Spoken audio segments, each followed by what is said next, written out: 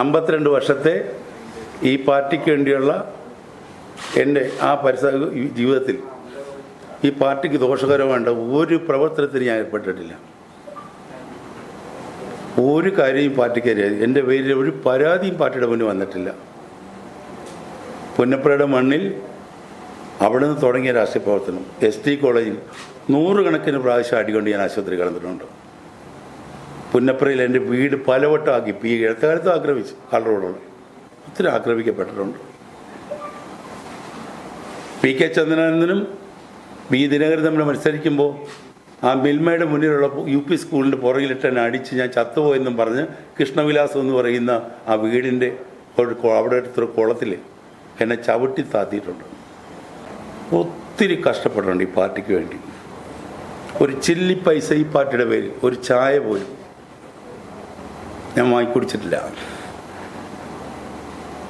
അവിഹിതമായി ഒരു പൈസ ഉണ്ടാക്കിയിട്ടില്ല. ഞാൻ എല്ലാ നേതാക്കന്മാർക്കും വേണ്ടി എല്ലാം മുറിയെ ഞാൻ പണിതിട്ടുണ്ട്.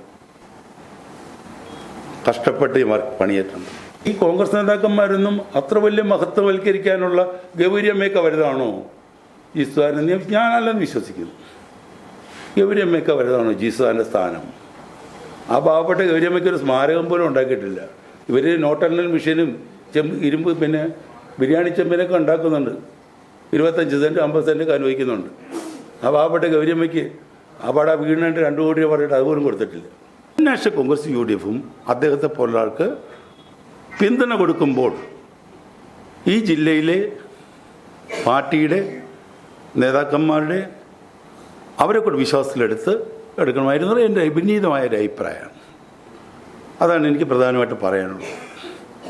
പിന്നെ ഈ തെരഞ്ഞെടുപ്പ് നിങ്ങളൊരു വിഷയം തോന്നുമായിരിക്കും, ഒരു MJ ജോബ് എന്ന് പറയുന്ന ഒരാൾ സീറ്റ് കിട്ടാത്തതിൽ മോഹഭംഗം സംഭവിച്ചിട്ട് അദ്ദേഹത്തിൻ്റെ വികാരമെല്ലാം പ്രകടിപ്പിച്ച് പൊട്ടിത്തെറിച്ച് പോകാൻ വേണ്ടി വന്നാന്ന് നിങ്ങൾ വിചാരിക്കുന്നുണ്ടാകും.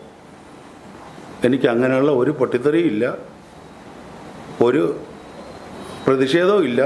അതിനോടുള്ള പൊട്ടിത്തെറിച്ച് വർത്തമാനം പറയേണ്ട കാര്യങ്ങളില്ല. കാരണം